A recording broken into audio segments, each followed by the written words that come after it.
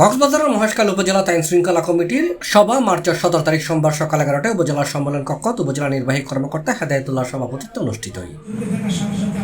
সভাত উপজেলা আইন শৃঙ্খলা উন্নয়ন বিষয়ক বক্তব্য রেখে উপজেলা সহকারী কমিশনার ভূমি দীপক ত্রিপুরা, মহেশখালী উপজেলা স্বাস্থ্য ও পরিবার পরিকল্পনা কর্মকর্তা ডাক্তার মোহাম্মদ মাহফুজুল হক, নৌবাহিনীর মহেশখালীর কন্টিজেন্ট লেফটেন্যান্ট কমান্ডার জিয়াদ কবির, উপজেলা নির্বাচন কর্মকর্তা বিমলেন্দু কিশোর পাল এবং সংশ্লিষ্ট দপ্তরের প্রধান, ইউপি চেয়ারম্যান ও কোস্টগার্ডের প্রতিনিধি।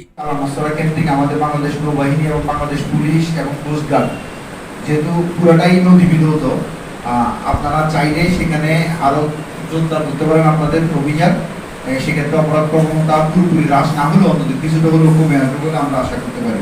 অন্যান্যের মাঝে একটা বক্তব্য রেখে মহেশখালী প্রেস ক্লাবের সভাপতি জয়নাল আবেদিন, মহেশখালী অনলাইন প্রেস ক্লাবের সভাপতি হুবাইব সজীব, উপজেলা প্রেস ক্লাবের সাধারণ সম্পাদক আনাম হাসান। এ সময় বক্তব্য উপজেলার সার্বিক আইন শৃঙ্খলা ঠিক রাখি বেলায় সন্ত্রাসী হলরে কঠোর হস্তে দমন করিবের আহ্বান জানায়। পাশাপাশি যে কোনো রকমের অপরাধ থাকে বেলায় প্রশাসনের হার্ড লাইন থাকি বেলায় অনুরোধ জানাই বক্তব্যে।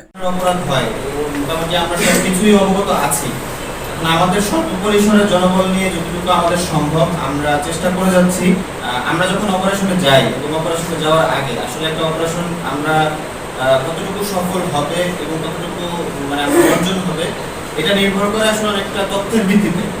আপনার জনবল, আপনার ম্যান পাওয়ার শক্তি যতই আপনি প্রদর্শন করেন না কেন, আপনার ইনফরমেশন সঠিক না থাকে তাহলে কিন্তু আমরা স্পটে গিয়ে সম্পূর্ণ বিপদ। এখন আমাদের স্থানীয় জনপ্রতিনিধি যারা আছেন, যারা দায়িত্বশীল যারা আছেন, তাদের কাছে আমাদেরও একটা আসলে অনুরোধ বলতে পারেন অথবা আপনাদের সহযোগিতা কামনা বলতে পারেন, যেটাই বলেন আপনাদের কাছেও একান্ত সহযোগিতা কামনা থাকবে।